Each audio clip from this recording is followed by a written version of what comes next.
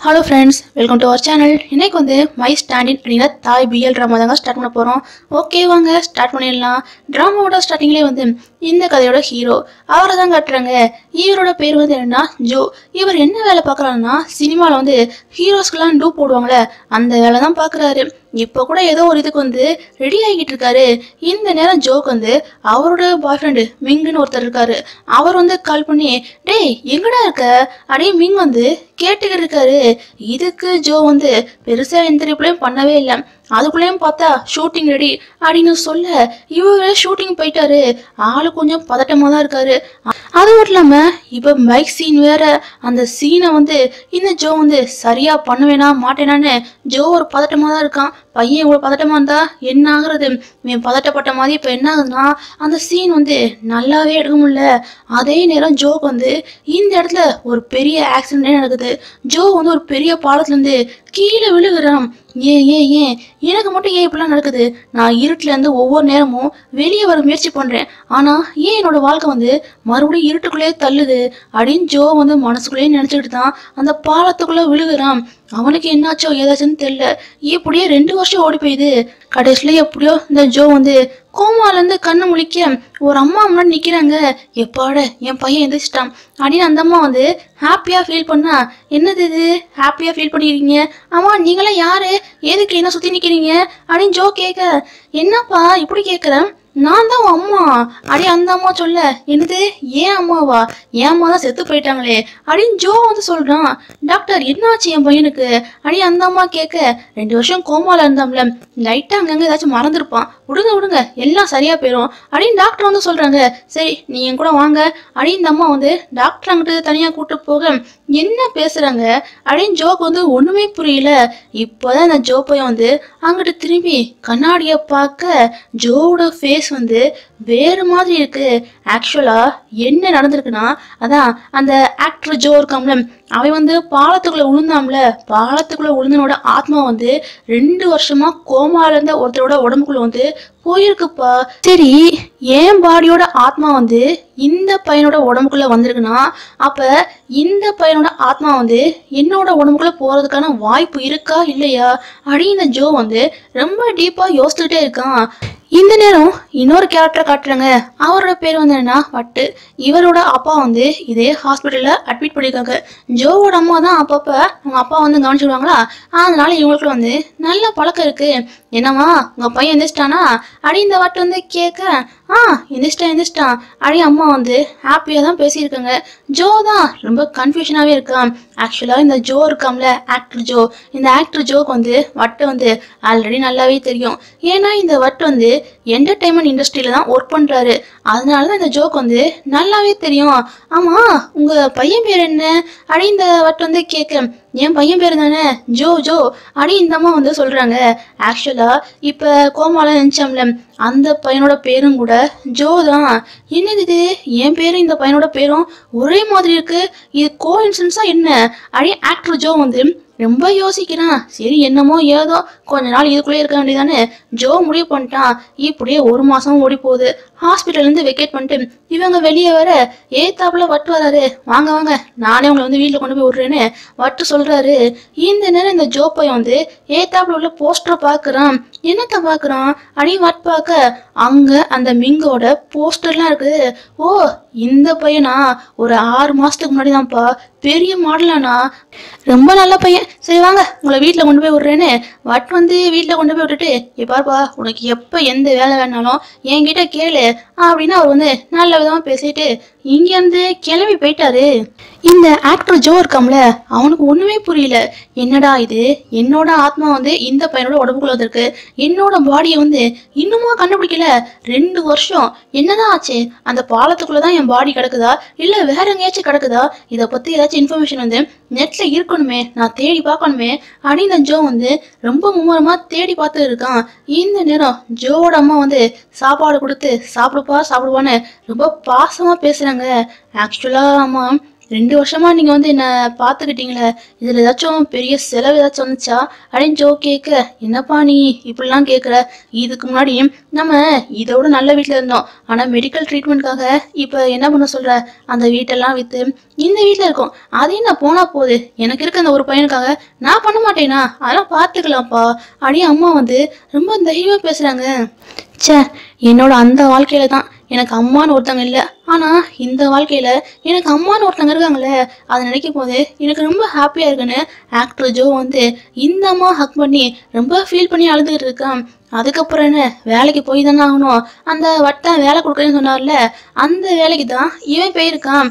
போன உடனே இங்கே பாருங்க, எனக்கு வந்து இந்த சினிமாவில் வந்து பின்னாடி வேலை பார்ப்பாங்களே அந்த மாதிரி வேலை கொடுங்க, அதை நான் சிறப்பாக பண்ணிடுறேன் அப்படின்னு ஜோ சொல்ல.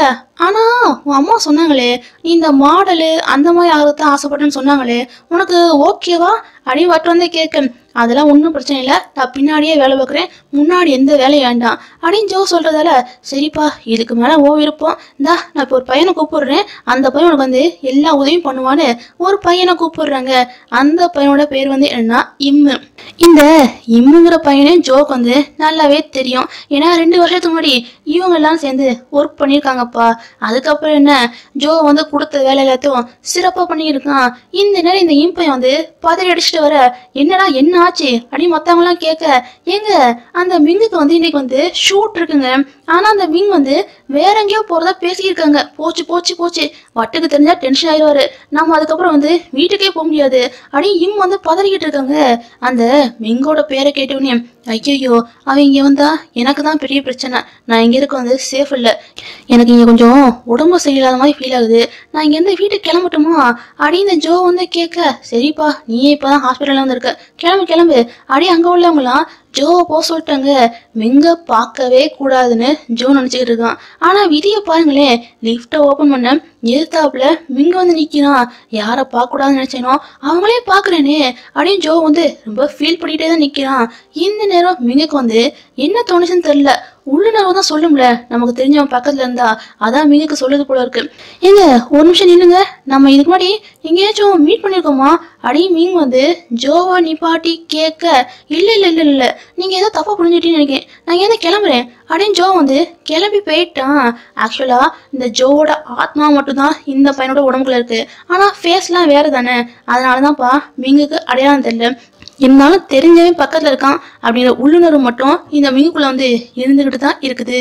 இந்த மிங்குக்கு ஜோக்கு நல்ல வந்து எப்படி ரிலேஷன்ஷிப் உருவாச்சு அப்படிங்கிற விஷயத்த வந்து நாம தெரிஞ்சுக்கணும்ல. அதுக்காக ஃப்ளாஷ்பேக் வந்து ஸ்டார்ட் பண்றாங்க. கிட்டத்தட்ட ஒரு 3 வருஷத்துக்கு முன்னாடி வந்து இந்த ஜோ வந்து ஷூட்டிங் போறதுக்காக மேக்கப் போட்டு இருக்கான். மேக்கப் போடுறது யாருன்னா இந்த இம் தான். இந்த மாதிரி போட்டுட்டே இருக்கும் போதே திருத்து புனிந்த மிங் பையன் வந்து எங்க இருந்து வந்தான்னு தெரியல, ஜோ வந்து பின்னாடி இருந்து ஹக் பண்ணிக்கிட்டு இருக்கான். எங்க யாருங்க நீங்க, எதுக்குங்க என்ன வந்து ஹக் பண்றீங்க அப்படின்னு ஜோ வந்து கேட்க, ஏப்பா சாரிப்பா சாரிப்பா நான் அந்த தோங்குன்னு நினைச்சேன்ப்பா, சாரி அப்படின்னு மீன் வந்து சாரி சொல்லிட்டு போவான். ஆக்சுவலா ஜோ இருக்காங்களே, ஜோ வந்து தோங்குங்கிற ஒரு ஆக்டருக்கு தான் டூப் போடுறான், அதனால தான் தோங்கு போடுற அதே ட்ரெஸ்ஸை தான் இந்த ஜோவும் போட்டிருக்கான். அதான் இந்த மிங் வந்து மிஸ்டேக்காக அப்படி வந்து ஹக் பண்ணிட்டான். இருந்தாலும் இந்த இம்பையன் வந்து இதெல்லாம் பார்த்துட்டு, என்னடா உரிமையாக வந்து ஹக் பண்ணுறான், என்ன முன்ன பின்ன தெரியுமா என்ன அப்படி இம் வேற போட்டு கலாய்க்க, ஆடா போடா நான் இந்த தோங்குக்கு வந்து டூப் போடுறேன், ஸோ அவர் போடுற அதே ட்ரெஸ்ஸை வந்து நான் போட்டிருக்கேன், அவர் ஏதோ மிஸ்டேக்காக வந்து ஹக் பண்ணியிருப்பாரு, இதெல்லாம் போய் பெருசுபடுத்தியிருக்க, விடு சரி நான் ஷூட்டிங் போகிறேன்னு ஜோ என்ன பண்ணுறான்னா ஷூட்டிங் வந்து சிறப்பாக முடிச்சிட்டான். ஜோ வந்து உசுரை கொடுத்து ஸ்டன் சீன்லாம் முடிச்சிட்டாங்க. அதுக்கப்புறம் தான் இந்த தோங் வராரு. வந்தது லேட்டு, வந்தவொடனே எல்லாருக்கிட்ட வந்து பாசமாக பேசிட்டு அந்த ஜோ காதில் போய் ஏதோ ஓதுறாரு. என்னடா ஷூட்டிங் சீன்லாம் முடிஞ்சிருச்சா அப்படின்னு தோங் வந்து கேட்க, எங்க ஒரு சீன் தான் முடிஞ்சிருக்கு அப்படின்னு ஜோ சொல்ல, ஏன்டா அப்படி பண்றீங்க, எல்லா சீனையும் முடிச்சுட்டு அதுக்கப்புறம் என்ன கூப்பிட வேண்டியதானே, நான் லேட்டாவாச்சு வந்திருப்பேன்ல அப்படின்னு தோங் வந்து கத்தி இருக்காரு. என்ன பண்ண, இவன் பெரிய ஆக்டர் ஆச்சு, அதனால ஜோவால வந்து கோவம் கூட பண்ண முடியல. ஏங்க நீங்க கிளம்புங்க நான் பாத்துக்கிறேன் அப்படின்னு ஜோ வந்து பொறுமையா பேசியிருக்கான். அதுக்கப்புறம் என்ன, இந்த தோங் வந்து மேக்கப் போட போக இந்த நேரம் மிங் வந்து பார்க்க வரான். மிங் காலங்காத்தாலதான் ஃபாரின்ல இருந்து தோங்க பாக்குறதுக்காக ஆசையா வந்திருக்கான். மிங்கு தான் என்னமோ ஆசையா பேசியிருக்கான். இந்த தோங்கோட முகத்துல வந்து எந்த விதமான எக்ஸைட்மெண்ட் இல்லை. என்னடா இது எப்ப வந்த சொல்லவே இல்லையே, சரி வெயிட் பண்ணு அப்படின்னு இந்த தோங் வந்து ரொம்ப அழட்டிக்கிறான். ஏன்டா அப்படி பண்ணிக்கிட்டு இருக்க? நான் உன்னை பார்க்கணும் அப்படின்றதுக்காக தான் இவ்வளோ தூரம் வந்திருக்கேன். இன்னைக்கு நைட்டு டின்னர் போகலாமா அப்படின்னு மிங் வந்து கேட்க, என்னது இன்னைக்கு நைட்டா? இல்லை இல்லை இல்லை, நான் இந்த இன்டர்நேஷ்னல் ஃபேன்ஸ்லாம் மீட் பண்ணணும், எனக்கு நிறைய வேலை இருக்கேப்பா அப்படின்னு தோங் வந்து ரொம்ப தட்டி கழிக்கிறான். நீ வேணா மேயோட வீட்டில் வந்து ஸ்டே பண்ணுப்பா அப்படின்னு தோங் வந்து சொல்ல, சரி சரி அங்கேயே ஸ்டே பண்ணுறேன் அப்படின்னு இந்த மிங்கும் லைட்டாக கொஞ்சம் கடுப்பாக தான் பேசுகிறான். அதுக்கப்புறம் என்ன, இந்த தோங் வந்து மேங்கிற ஒரு பொண்ணு வீட்டில் வந்து ஸ்டே பண்ண சொன்னாம்ல, அதுக்காக இந்த மிங் வந்து மூட்டை முடிச்செல்லாம் கட்டிட்டு நின்றுகிட்டு இருக்கான். இவன் நேரமா என்னன்னு பாருங்க, ஒரு டாக்ஸி கூட கிடைக்கல. இவன் தனியா நிக்கிறானா, இதை வந்து ஜோவை நோட் பண்றான். எங்க உங்களுக்கு ஏதாச்சும் லிஃப்ட் வேணுமா அப்படின்னு ஜோ வந்து கேட்க, ஃபர்ஸ்ட் என்னமோ மிங் வந்து வேண்டாம் தான் சொல்றான். எங்க மழை வரமா இருக்கு, ஆறீங்களா இல்லையா அப்படின்னு ஜோ வந்து கேட்க, சரி வா போகலாம் அப்படின்னு எப்படியோ கடைசியில் மிங்கும் ஒத்துக்கிட்டான். போகிறப்பே ரெண்டு பேரும் வந்து டிராஃபிக் ஜாம்ல மாட்டிக்கிட்டாங்க. இந்த ஜோ தான் பேசிக்கிட்டே இருக்கான். ஏங்க என் பேர் ஜோ, உங்கள் பேர் என்ன சொல்லுங்க சொல்லுங்க அப்படின்னு ஜோ வந்து தொடர்ந்து ஏதாச்சும் பேசிகிட்டு இருக்கான். ஆனால் இந்த மிங் தான் ரொம்ப அப்செட்டாக இருக்கான். ஏன்னா தோங்குதா இவனை கண்டுக்கிடவே இல்லைல்ல, அதனால தான் மிங் வந்து ரொம்ப அப்செட்டாக இருக்கான். இந்த நேரம் தோங்கு இருக்காம்ல, அவன் வேற வீடியோ கால் பண்ணுறான். டே எங்கடா இருக்க அப்படின்னு மிங் வந்து ரொம்ப ஆர்வமாக கேட்டா, நான் மேக் கூட தான்டா இருக்கேன் அப்படின்னு தோங்க சொல்கிறான். ஏண்டா நீ மே கூட தான் இருக்க, அப்புறம் ஏண்டா என்ன அவாய்ட் பண்ணுற மாதிரி பேசின அப்படின்னு மிங் வந்து கேட்க, எப்பா உனக்கு ஒரு பெரிய சர்ப்ரைஸ் மாதிரி நாங்கள் ரெடி பண்ணலான்னு ஒரு பிளானை போட்டோம்ப்பா, அதான் நாங்கள் வெளியே வந்திருக்கோம். நீ வேணா இப்போ மேயோட வீட்டுக்கு போ, ஆனால் அவள் இருக்க மாட்டான், ஏன் கூடலாம் இருக்கா, என்ன பண்ண அப்படின்னு தோங்க வந்து இப்படி பேச, இதுக்கு மேலே மிங்கால தோங்க கூட பேச முடியல. டக்குன்னு வீடியோ காலை வந்து கட் பண்ணிட்டான். இங்கே பாருப்பா, இப்போ என்ன வந்து நீ எங்கனாலும் கூட்டு போ, எங்கனாலும் கூட்டு போ அப்படின்னு இந்த மிங் வந்து ரொம்ப கடுப்பாக பேச, எங்கனாலும் கூட்டு போனா எங்கே கூட்டு போகிறது, ஜோக்கு எங்கே கூட்டு போகிறேன்னு தெரில. அதனால ஜோ என்ன பண்ணுறான்னா ஜோவோட வீட்டுக்கே கூட்டு போக, எங்கே பார்த்தவங்க ரொம்ப இருட்டாக இருக்கும் அப்படின்னு ஜோ வந்து சொல்லி வாய முடியல. அதுக்குள்ளேயும் மிங் வந்து கீழே வேலை போயிட்டான். நல்ல வேலை, அதுக்குள்ளேயும் ஜோ வந்து எப்படியோ கேப்சர் பண்ணிட்டான். இந்த நேரம் பாருங்க அப்படியே கண்ணு நோக்க அப்படியே ரொமான்டிக் சீன் வந்து டெவலப் ஆகுது. ரொமான்டிக் சீன் வந்து அப்படியே டெவலப் ஆகி ரெண்டு பேரும் கொஞ்சம் கொஞ்சமா நெருக்கமாகறாங்க, ரொம்ப க்ளோஸா போயிட்டாங்க. அதுக்கப்புறம் என்னாச்சுன்னு தெரில, இந்த மிங் வந்து விலகி போயிட்டான். சரி சரி உங்களுக்கு ரொம்ப பசிக்கும், நான் சாப்பாடுலாம் செஞ்சு தரேன்னு ஜோ இவனுக்காக சாப்பாடுலாம் செஞ்சு கொடுக்குறான்.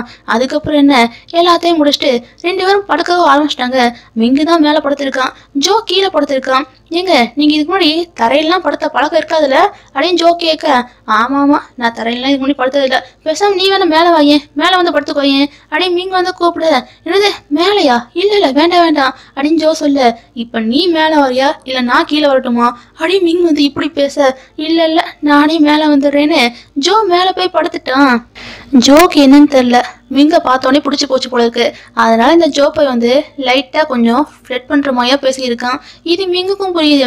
என்ன உனக்கு நான் தான் ஃபர்ஸ்ட் டைமாக என்ன அப்படின்னு மிங் வந்து ஸ்ட்ரைட்டாகவே கேட்க, ஆமாம் ஆமாம் ஆமாம்மா அப்படின்னு ஜோ வந்து ரொம்ப ஆர்வமாக சொல்ல, இங்கே பாருப்பா நல்லா புரிஞ்சுக்கோ, உன்னோட விர்ஜினிட்டியை வந்து என்கிட்ட இழந்துடாத. அது மட்டும் இல்லாமல் நீ ஃபர்ஸ்ட் டைம் சொல்லியிருக்க, உன்னோட ஃபர்ஸ்ட் டைம் வந்து என்கிட்ட வந்து லாஸ் பண்ணாத, என்ன புரியுதா அப்படின்னு மிங் வந்து சொல்கிறாரு. இருந்தாலும் ஜோக்கு வந்து புரிய மாட்டேங்கி. அதான் ஜோவோட மனசுக்குள்ள வந்து அடியாளம் வரைக்கும் இந்த மிங் வந்து போயிட்டோம்ல, நீங்க உங்க ஹார்ட்ல வந்து ஏதாச்சும் ஒரு இடத்துல வந்து எனக்கு இடம் தர மாட்டீங்களா அப்படின்னு ஜோ வந்து ஃப்ளட் பண்ண ட்ரை பண்ண, எப்பா உன் கூட என்னால் பேச முடியாதுப்பா நான் தூங்குறேன்னு இந்த மிங் வந்து அங்கிட்ட திரும்பி படுத்துட்டான். காலங்காத்தால எழுந்துச்சு பார்த்தா இந்த மிங் வந்து சொல்லிக்காம கொள்ளிக்காம அவனோடக்கும் போயிட்டான். என்னது இது இப்படியா போச்சு, என்ன சொல்லிட்டாச்சும் போயிருக்கலாம் அப்படின்னு ஜோ வந்து காலங்காத்தால ரொம்ப ஃபீல் பண்றான். இந்த மிங் வந்து இவனுக்குன்னு ஒரு இடம் இருக்கு போல இருக்கு, அந்த இடத்துக்கு வந்துட்டான். வந்தவனே ஏதோ ஒரு வாட்சை வந்து ரொம்ப சீக்கிரட்டா ஒழிச்சு வச்சுருக்கான். அதுக்குள்ளே இந்த தோங்க இருக்கான்ல, தோங்க வந்துட்டான். வந்தவனே ஏதோ சக்கரை தண்ணி உள்ள இறக்குற மாதிரி அவ்வளோ தேனா பேசுறான். இங்கே பாருப்பா நீ ஒன்றும் கவலையே போடாத, நம்ம இன்னைக்கு ராத்திரி வந்து டின்னர் போகலாம் அப்படின்னு தோங்க வந்து ரொம்ப சாஃப்டா பேசியிருக்கான். ஆமா நேற்று ராத்திரி வந்து நீ மேயோட வீட்டில் வந்து ஸ்டே பண்ணலையே, எங்கே ஸ்டே பண்ண அப்படின்னு தோங்க கேட்க, அதுவா என் ஃப்ரெண்டை மீட் பண்ணேன், அப்படியே லைட்டாக ட்ரிங்க் பண்ணி அங்கேயே படுத்துட்டேன், சரி விடு இன்னைக்கு ராத்திரி மீட் பண்ணலான்னு மிங்கும் சொல்லிட்டான். ராத்திரியும் வருது, ரெண்டு பேரும் டின்னருக்கும் சாப்பிட உட்காந்துருக்காங்க. சாப்பிட வந்து அந்த தோங்க போய் வந்து மிங்க பற்றி பேசாம வாயை திறந்தாலே அந்த மே பொண்ணை பற்றி தான் பேசியிருக்கான்.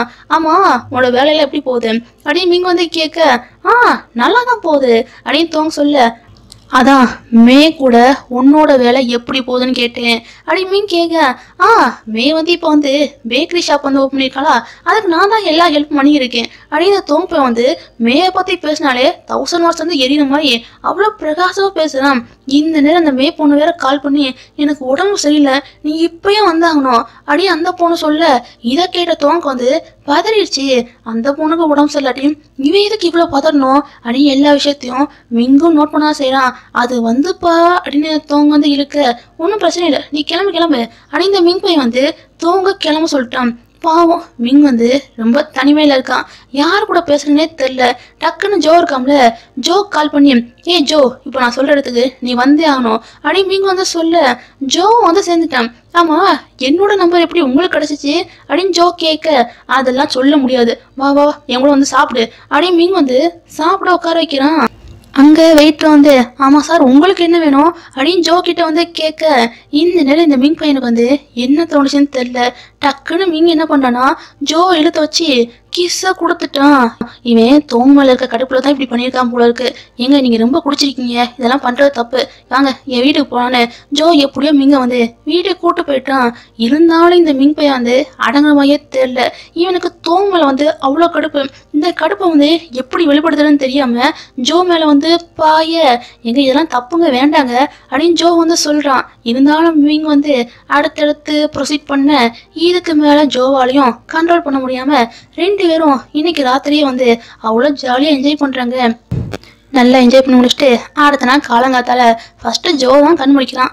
ஜோ கண் முழிச்சோடனே மிங்கோட தலை வந்து அப்படியே கோதி கொடுக்குறான். இவ்வளோ பாசமாக இருக்க ஜோ வந்து எதுக்கு ஃபியூச்சரில் வந்து மிங்க வெறுக்கிறான்னு தெரியலையே. இந்த ஒரு சஸ்பென்ஸான சீனுடைய இன்னைக்கான எபிசோட் வந்து முடியுது. இன்னைக்கான எபிசோட் வந்து எப்படி இருந்துச்சு அப்படின்னு வந்து மறக்காம கீழே உள்ள கமெண்ட் செக்ஷனில் கமெண்ட் பண்ணி மறக்காம சப்ஸ்கிரைப் பண்ணி லைக் பண்ணி தட்டி விட்டுருங்க. பாய்.